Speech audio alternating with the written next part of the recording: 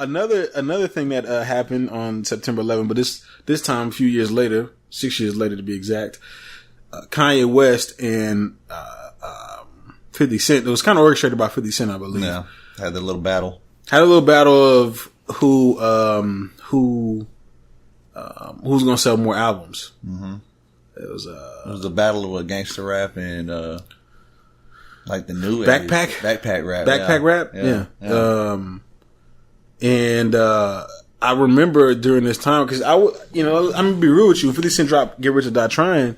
That was such a great album that people were. It was hard for him to come back from that. Yeah, you know what I'm saying. He just didn't make another album on that level. This second album, The Massacre, had some of that on there, but it wasn't a complete like how "Get Rich or Die Trying" was. Yeah.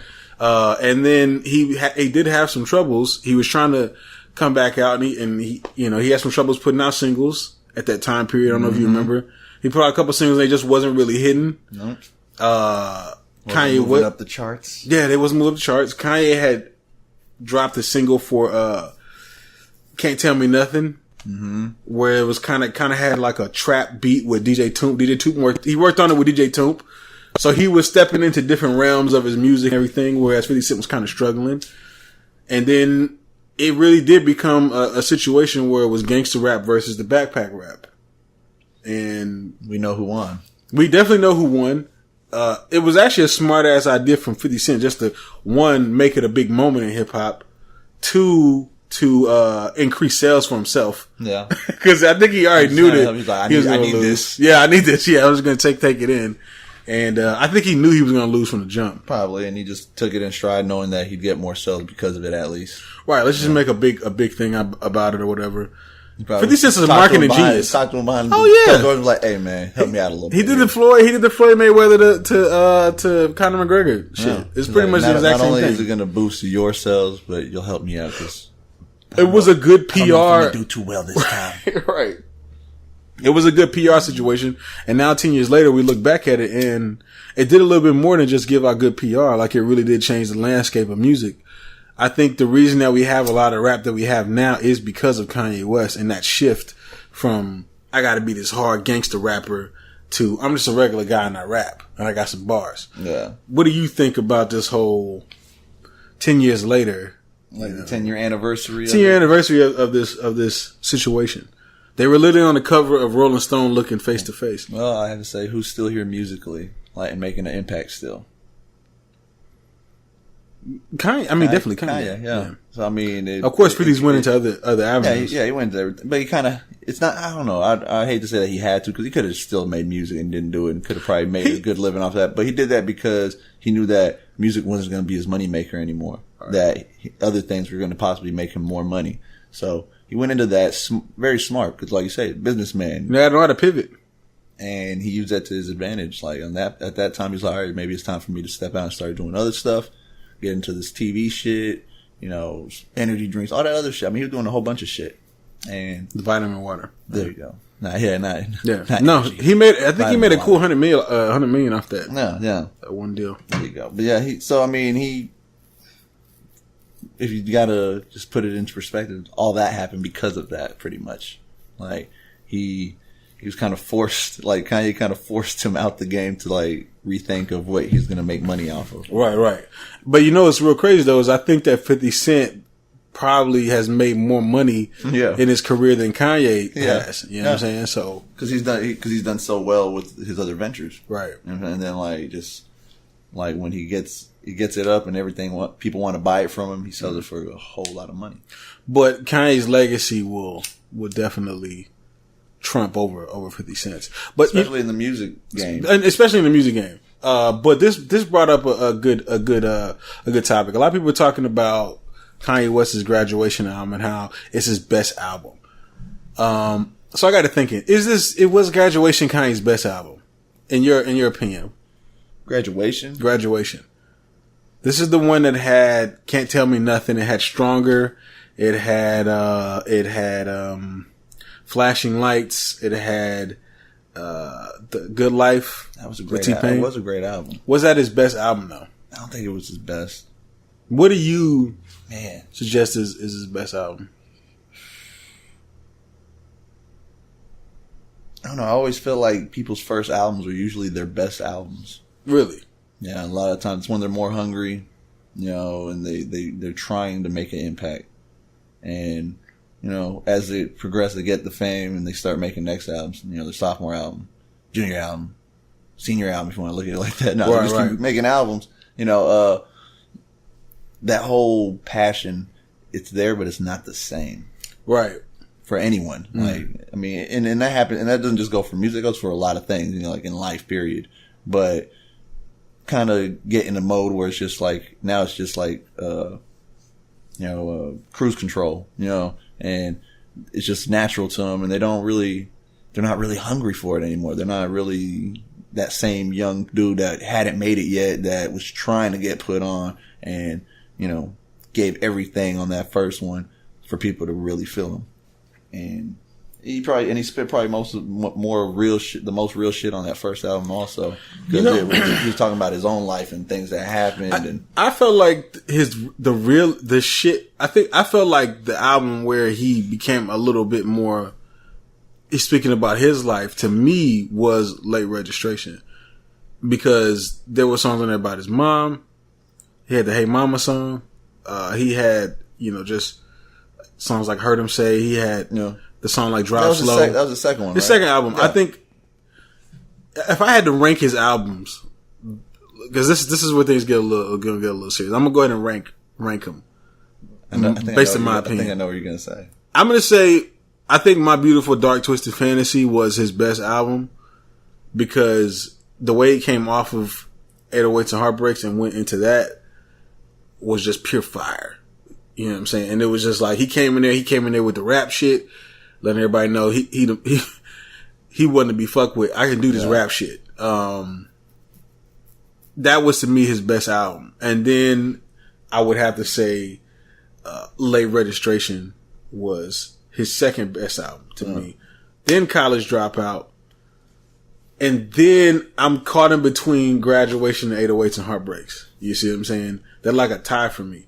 Because Graduation was cool, but it was not peak Kanye to me. I'd honestly put 808s above that one. So you put 808s above I do. Graduation. I do. So let me tell you, I don't know what the rest of yours is before that, but if you did that based off of what my list. Those are my last two. The last three is Graduation, Yeezus, and Life of Pablo.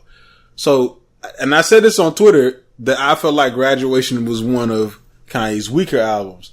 Not to say that it was bad or it was trash, but based off everything else that he's put out, there's Late Registration to me was like College Dropout, like expanded, grander. You know what I'm saying? It was like he took it to the College Dropout to the next level. That's why I was, I'm looking at it, I'm like, the late Registration had better music than College Dropout to me, in my opinion. You know what I'm saying? I feel like College Dropout was kind of like, this is when Kanye West was still kind of like the jokester. Yeah. You see what I'm saying? Where he would just say like kind of whatever he wanted to, or he was just kind of fun. He was just fun. You know what I'm saying? Yeah. He was a little bit, that was Kanye West. That was his character at the time. But then he got a little bit more serious when Late Registration came out. He was dealing with shit. You know what I'm saying? See, he kind of found himself again. Right. And that's why I would say, it makes sense that his first two albums went hard. Right. Because, a lot of people try to come out and try to get that longevity, because that second one will make or break you. Right. Like, you made it. Now the second one, like, you don't do good, you could be out the game. He took you to the next level. He hit you with Gold Digger, which was a big hit. Was a big used everywhere. Yeah, to this day. Yeah, still. What is your rank if you rank his albums? At least let's give me his top 5. His top 5? Yeah. Well, I have to go with College Dropout. To me, still is number one. Right. That shit was dope as fuck. Heard that shit a lot. Like, that was probably the most Kanye album I've ever heard, besides Watch the Throne. But I'd have that one. Then I'd have Late Registration. I'd actually have the first two as the first two. Right. I'd have those. And then what's that other one?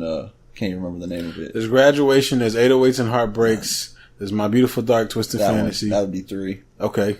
That'd be 3, and then Pablo. Life of Pablo. Life of Pablo would be 4. So his last album, you think that was above?